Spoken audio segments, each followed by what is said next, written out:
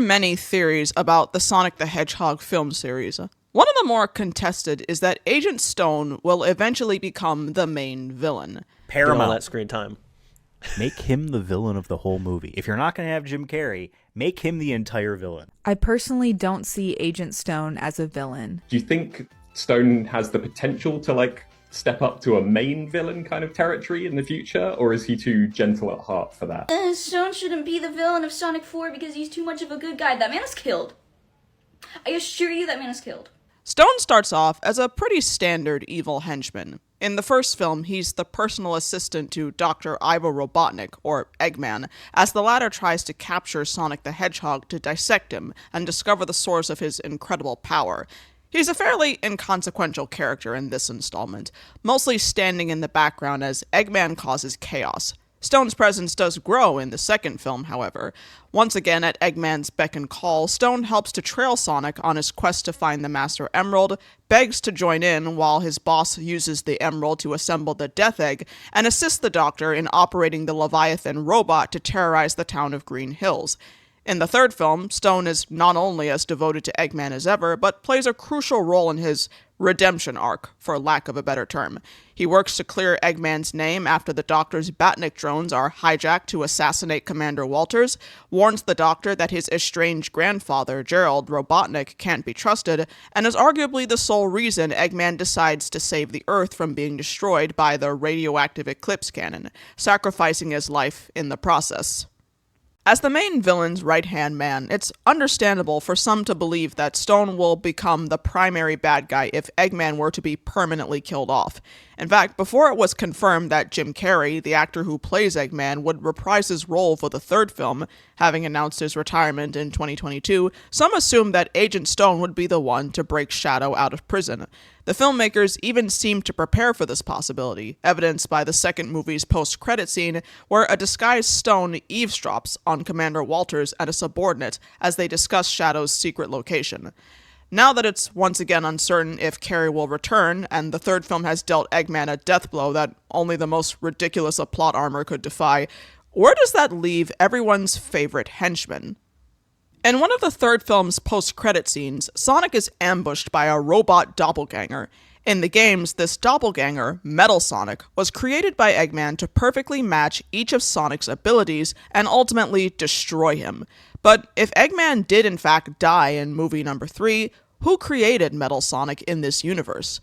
The three most popular theories are: 1. Eggman did so before his death; 2. The Guardian Unit of Nations, or GUN, created him as part of their mission of alien containment; or 3. Stone created him. He's quick! He's smart! Oh, hey, no, don't shoot that, please. If the latter is true, Stone is responsible for the near-successful attempt on Sonic's life, and any other terrible thing Metal Sonic will do in the fourth film. Assuming Metal Sonic doesn't ascend to become the primary threat who turns on his closest ally, like Gerald did in the third film, that would mean Stone is the main villain of Sonic 4. So how would this play out? What would it even look like for Eggman's former henchman to take center stage and unleash a robotic force unlike anything Sonic has ever faced? Unlike in the games, Metal Sonic is not one individual robot in the films. Instead, the post-credits scene shows there's an army of mass-produced doppelgangers. This is likely inspired by the Brotherhood of Metallics, an army of Batniks from the Sonic the Comic series published by FLEETWAY Editions in the mid to late 1990s. Like Metal Sonic in the games, the Metallics were created to destroy the real Sonic. Unlike Metal Sonic in the games, however, they were not created by Eggman. They were created by a FLEETWAY OC called Grimer Wormtongue. Grimer is Eggman's chief scientist and lab assistant. In the comic, he's responsible for many of the technological marvels that Eggman uses to conquer the world. Aside from being one of Eggman's many minions across continuities, there are two important similarities between Grimer and Agent Stone. The first is pathological loyalty to the Doctor. Like Stone, there's rarely a moment when Grimer is not by his boss's side, trying to impress him or flatter his massive ego. Like Stone, Grimer willingly accepts Eggman knocking him around both physically and verbally. And like Stone, Grimer never abandons the Doctor, even when presented with two golden opportunities to do so. Though Stone isn't so groveling that he regularly calls Eggman Master. at least outside of the bedroom. The second similarity is a near genius level knowledge of machines. In the second movie's prequel comic book, Eggman once said of Stone that, compared to himself, he's a halfwit, but compared to the knuckle draggers that make up the human race, Stone's practically a genius. Grimer's engineering skills match and even surpass Eggman's at times. Grimer sometimes points out the technological shortcomings of Eggman's inventions, and once described one of the most dangerous robots in the comic as the product of the Doctor's inspiration and his own technology. Most significantly, Grimer needed neither inspiration nor assistance from Eggman to build the metallics. In issue 72, which tells of an alternate timeline where Grimer exists, but Eggman never did, the metallics are still present. In other words, one of Sonic's most formidable enemies in this specific universe could only be created by Grimer, not by the great Dr. Robotnik, but his undervalued lackey. So there already exists a story where an Eggman sycophant creates a deadly robot army modeled after Sonic. And since the army in the post-credit scene is likely inspired by the metallics, it's plausible that the filmmakers would have Agent Stone take Grimer's place as their inventor. If that's the case, this so-called halfwit would be, like Grimer, a lot more brilliant than Eggman gives him credit for. But even if Stone has the brains to create Metal Sonic, does he have the heart, or rather lack thereof, to do so? Could he be as villainous as Eggman? In the prequel comic story, The Secret of My Distress, we learn how the Mean Bean Cafe from the second film came to be under Stone's control. See, the shop wasn't always the Mean Bean Cafe, it was originally Karen's Coffee. That was until Stone began working there. Becoming a barista wasn't just an employment opportunity, it was a chance for Stone to implement Eggman's twisted misanthropic philosophy. To do this, Stone follows Eggman's written manifesto to elevate him beyond the basic and into the super genius. As Stone interacts with the shop's admittedly crappy staff members, he views all as beneath him, categorizing each with the cruel, dehumanizing language of the manifesto. Most importantly, Stone uses the horrendous working conditions and his co-workers' terrible personalities against them, pitting them against one another and causing all but one to go AWOL from their posts so that he's granted their jobs. He even gets the original owner, Karen, imprisoned by anonymously tipping off the police about her money laundering. Only then does Stone take over the cafe and set up the hidden command center he and Eggman use in the second film. So Stone's loyalty towards Eggman isn't just romantic yearning. He shares to some extent his boss's misanthropy, narcissism, and lust for power. He believes that everyday people are just easily programmable tools. He has, in his own words, no time for the prattle of the masses because any relationship he has, apart from Eggman, is purely a means to an end. All that matters to Stone is, quote, controlling everyone and everything in the cafe. He refuses his co-workers' advice to bend the knee to Karen, responding, "Give me a week, then she will surely bow to my power." So Stone uses the Mean Bean to hone his skills as a master manipulator and reprogrammer of the chaotic human machine.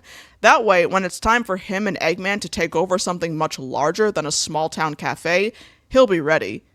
The comic also shows Stone's distinct style of villainy. In contrast to Eggman's flashy, in-your-face approach, Stone's more subtle. Eggman builds gigantic mechs for all the world to see, attacks his enemies directly and out in the open, and lets everyone know that he's in charge. Stone, on the other hand, works in the shadows, far removed from the action, and instead letting Batniks and even other people do his dirty work for him. Consequently, he's able to completely disrupt people's lives with almost no one suspecting him. Therefore, wouldn't it make sense that if Stone needed to get rid of Sonic, he would send a mysterious robot army to finish the job while he remains invisible? So we have an idea of what type of villain Stone could be. He's skilled enough to use and replicate Eggman's technology. He adheres to his boss's warped views about humanity, control, and their superiority over the masses. He's cunning, ambitious, and highly manipulative. He's willing to ally with or destroy anyone to get what he wants, using secrets, schemes, and pawns, all while remaining a mystery to his victims. It seems like he could be both a distinct threat to Team Sonic and the inheritor of Eggman's legacy, his vision to rule the world, right? Well, it's not that simple, because there are problems with this theory. Stone certainly has potential to be a great main villain, but as any writer will tell you, potential is not enough. You also need to have 3 key qualities that, so far, there isn't enough evidence that Stone has any of. The first is believability, how much of a credible threat a character is to others. Now, at first, saying Stone isn't a believable enough threat sounds contradictory. We just discussed how he single-handedly obtained the cafe by picking off his coworkers using underhanded and outright criminal methods. But all that happens in one comic book story that not a lot of Sonic fans have read. Contrast that with Stone's actions in the first 3 movies. He wasn't a shadowy, cunning mastermind a la Amy Dunn. He was comic relief, the straight man to the unhinged primary villain. He was Eggman's calm and collected bootlicker who makes lattes, smiles at the very sight of his boss, and indulges in his every whim no matter how much abuse he faces from him. Because of this, we don't really take Stone that seriously, and taking a character seriously is crucial for them to be seen as a credible threat. If you watched my review of the 3rd movie, then you know this is exactly why Gerald was such a poor villain. The movie treated him like such a joke for most of the runtime that you never felt tension or danger whenever he was in the room. Now, some would argue, correctly, that a primary villain can also serve as comic relief. Eggman himself is a great example, but 2 things need to be considered. First, Stone's comedic appeal came from his interactions with Eggman, which can happen if the latter is truly dead. So, the filmmakers would most likely have to disregard Stone as comic relief in favor of him being a purely cold and calculating conspirator. This might be too drastic of a change to be believable for fans, especially those who aren't familiar with the prequel comic. Second, unlike Eggman, at no time during the past 3 films has Stone consistently shown how dangerous he is. He hasn't chased down a harmless hedgehog to the point of near death. He hasn't almost killed an 8-year-old child with a missile. He hasn't betrayed a loyal ally and left him to drown when he no longer needed him. It's one thing to be a brand new character and do these outrageously villainous acts right out the gate. It's another thing to do so when, for the past 3 installments, you've just been the goat milker. To be even close to a credible threat, Stone would have to commit full-on war crimes for you to forget that he's the same guy who made a digital closet full of Eggman's fetish wear. Another key quality Stone lacks is a connection to our protagonist. Any villain can be outwardly threatening, but a great villain often represents an internal conflict within the hero. They're a seemingly insurmountable obstacle or threat to the hero's dreams and desires. They symbolize and exploit the hero's deepest fears, failures, and traumas. Or they challenge and disrupt the hero's worldview and moral compass. This is what it means to have a connection to the protagonist, and it's something that the antagonist of the past 3 movies had in spades.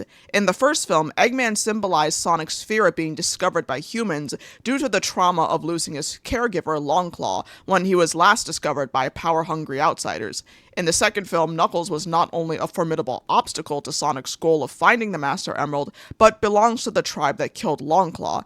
And in the third film, Shadow challenges Sonic's commitment to not seek revenge against his enemies after critically wounding his adoptive father, Tom. By contrast, Stone doesn't have any real connection to Sonic other than him being the arch nemesis of the person he loved. In fact, compared to his brothers Tails and Knuckles, Stone has never meaningfully interacted with Sonic. Therefore, any conflict or showdown between the two would be a major downgrade from the past 3 movies, because Sonic would have no deep personal stake in the fight. Finally, Stone doesn't really have any goals or motivations outside of his love for Eggman. Some would point to the prequel comic and the following line of dialogue from movie 3 as evidence that Stone's goals and motivations do go beyond being in love with his boss. You need to lighten up, Shadow.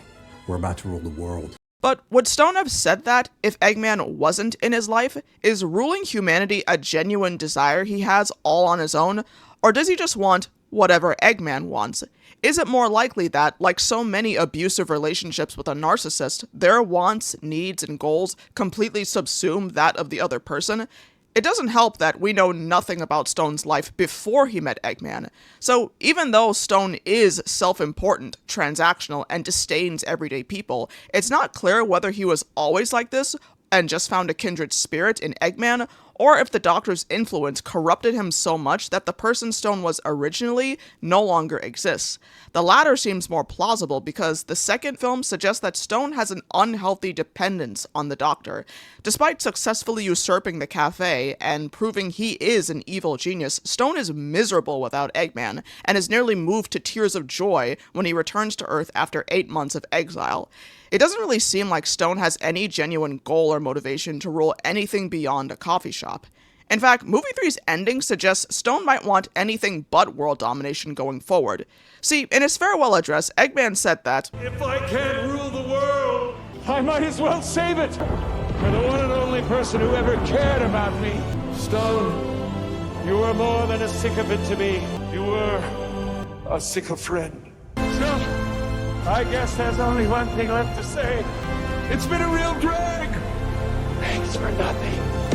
In other words, because Stone was the one person in Eggman's life who didn't abandon him, he sacrificed his life and saved the world for his sake, and his sake only. Regardless of whether or not Stone always wanted world domination since childhood or whatever, his motivation to do anything since the beginning of this series was pleasing his boss. Ensuring that Earth isn't once again at risk of being destroyed would surely be the best way to honor Eggman's sacrifice.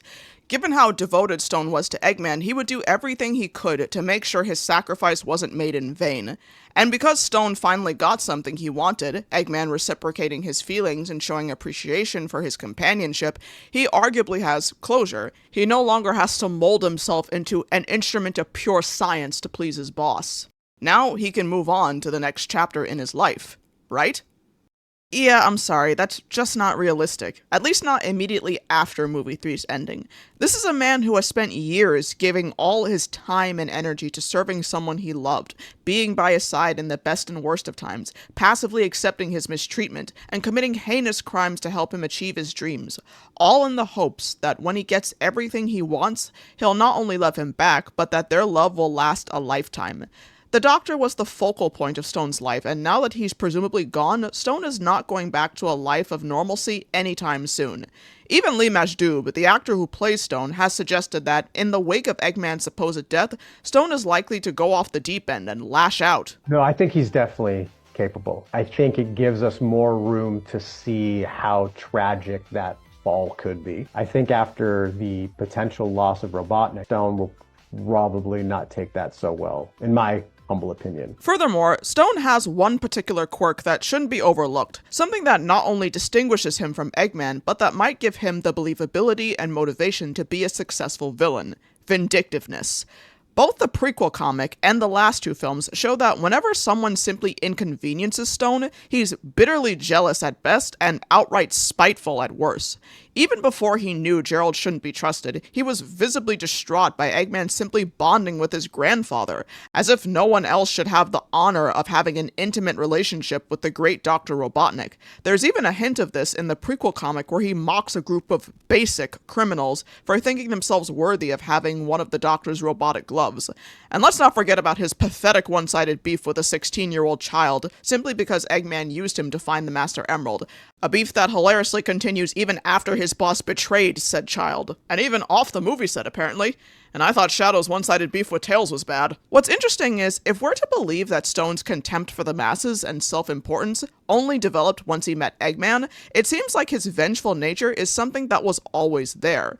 The above examples are just Stone protecting his place as Eggman's sole companion, but the comic shows that he will take down people who have slighted him directly. Dump your shift onto him so you can skive off work? He'll destroy your car so that you can't get back to your job. Threaten to take him down a peg if he steps out of line? He'll send his drones to disappear you. Subject him to brutal working conditions and spit his specialty latte in his face? He'll make sure only you know that he's the one that tipped off the cops. Just to fuck with you. It's no wonder then that the only coworker he doesn't eliminate is the one that, quote, hasn't crossed the wrong people yet. My goodness, he really is just male Amy Dunn. Oh, cunt. I'm the cunt you married. I've killed for you. Who else can say that? So here we have an easily embittered and vindictive man. He loved someone so much that he made them the center of his universe. Now, that person is gone. As far as Stone is concerned, he has lost everything. Not only the love of his life, but all that the two have worked for, their reputation, their very existence according to the United States government. Oh, hey, I guess we can close the file on that Robotnik guy, huh? I'm sorry, but no such person exists, or ever has existed. And their destiny to reprogram society in Eggman's image. Given how accomplished and talented Eggman was as a roboticist, and how he almost destroyed an entire town in the second film, Stone would think that in a quote-unquote just world, all would have worked out the way it should have. Eggman would still be alive, Stone would be by his side as he ruled humanity, and everything would have been right. If it wasn't for those stinking hedgehogs. After all, Stone sees firsthand what almost dying at the hands of this 14-year-old dork has done to the brilliant Dr. Robotnik, who arguably wouldn't have recovered from his depressive stupor if he hadn't met Gerald. Plus, Stone doesn't know that Shadow eventually turned on Gerald and helped Eggman save the Earth. So, in Stone's eyes, Shadow would be just as responsible for the Doctor's death as his grandfather. But since Shadow is also thought dead, there's only one hedgehog left, still running around, carefree and happy, after almost killing the love of Stone's life, and robbing him of his dream to rule humanity. So, is it all that strange to think Stone won't let such a slight go unpunished? Can you really not see Stone doing what he's done before, waiting in the shadows, and sending robots to make an enemy pay the ultimate price for crossing him? So the chances that Agent Stone created Metal Sonic and will be the main villain of the fourth film seem pretty 50-50. There's a pre-existing story in which a loyal Eggman minion creates an army of Metal Sonics, and the third film's post-credit scene suggests that movie 4 will be inspired by said story. Stone has shown that behind his well-tailored suit and obsequious smile lies a cunning and manipulative genius. He's as misanthropic and cutthroat as his boss, but his style of villainy is distinct enough to not be a rehash of the Doctor. However, he has also spent most of the films being Eggman's comical punching bag, with no real motivation or goals beyond loving the Doctor. And with no real connection to Sonic or plans to either rule the world or destroy it, he might not be as compelling or believable an antagonist as his predecessors. That said, the disgracing of Eggman by Team Sonic and his presumed death before he could achieve his dream will likely cause Stone to spiral emotionally and go down a very destructive path of revenge. That would not only give Stone his own motivation, but since he was always bitter and unforgiving, it might make him a credible threat as well. Yet, even if Stone is the one who created the Metal Sonic army, I personally don't think he'll be the primary villain of movie 4, let alone any other film. This is for two reasons. First, many of the stories that feature Metal Sonic or a variation of him often have him ascend from a henchman to the primary bad guy. This happens in Sonic Heroes, the 1996 OVA film, but to a lesser extent, and even in the Metallic saga. How this often happens is that, like so many robot/AI characters, Metal becomes sentient enough to get tired of taking orders from his creator and goes off on his own to rule the world. So it's likely that movie 4 will also take this route, especially if the army is led by a chief robot who has a similar personality to Metal Sonic in the games. The army might even kidnap Stone and hold him hostage, like what the Metallics did to Grimer in the Fleetway comic. In that case, Stone might be in a similar position as Eggman was in the third film, where he has no choice but to fight his closest ally and temporarily team up with the heroes to save the day. The second reason I seriously doubt Stone will ever become the primary villain is that I think Eggman might come back eventually. Jim Carrey has said that he's more open than not to returning to the Sonic cinematic universe. The Sonic fan in me would be ecstatic if this happened, because Carrey's take on Eggman is arguably the best written and funniest version of the character. However, the good writer in me knows what a bad decision it would be, because it not only cheapens his sacrifice in the third film, but lowers the stakes for the next time he's in grave danger. Regardless, if this happens again, that means Stone will jump at being his henchman again. 'Cause seriously, what do you think fans, the filmmakers, and even Stone himself would prefer? Being a lonely, brooding villain that spends the next trilogy hiding in the shadows, or once again being part of the only universally beloved Sonic ship? I think we all know the answer.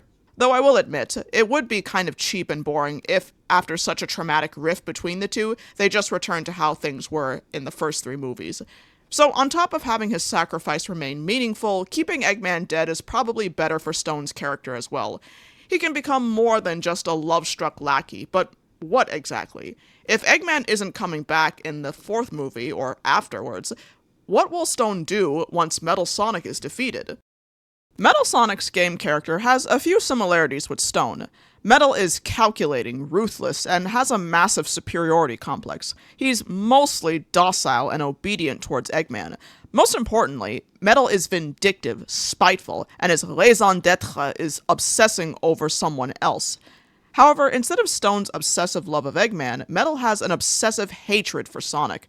Because he was programmed for the sole purpose of destroying Sonic by being an optimized version of him, Metal is absolutely convinced that he's not just better than Sonic in every single way, but that he is the real Blue Blur at times. Therefore, his inability to ever beat Sonic deeply frustrates Metal, and he consequently detests him, delusionally calling him his loathsome copy. In other words, Metal, just like Stone, lacks his own identity. And in both cases, this is due to Eggman's desire for world domination and complete obedience from those who serve him.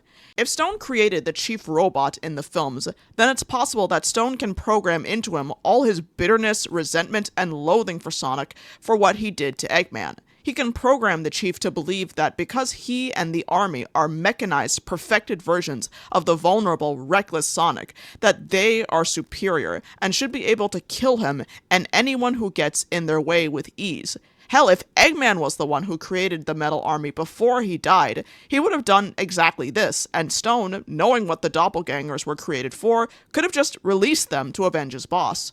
Regardless, this army of efficient killing machines would eventually develop a mind of their own, and to prove their superiority over not just Sonic but all living things, they could set out to destroy everything, making the Doctor's sacrifice all for nothing.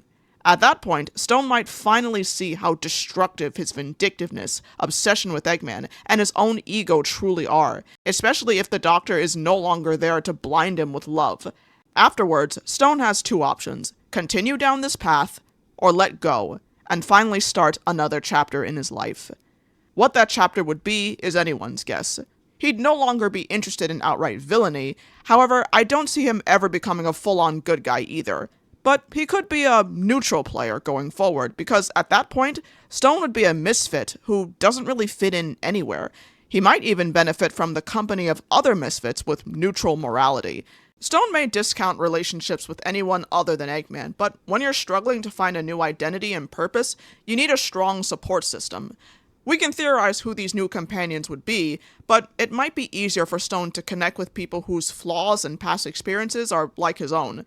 They could be someone who, say, is also a shadow of their former self, and doesn't know who they are or who they should be. They could be someone who is also cunning, manipulative, and struggles to see relationships as anything but transactional. Or they could be someone who also thought their sole purpose was to serve another, only to learn just how disposable they truly are. Eventually, these companions can share the lessons they've learned with Stone, and vice versa. Those lessons could be that nothing good ever comes from spite or resentment, that some relationships are sincere, unconditional, and wholesome, or that as a being with free will, you must live your life for yourself, and on your own terms, not someone else's. Thanks for watching.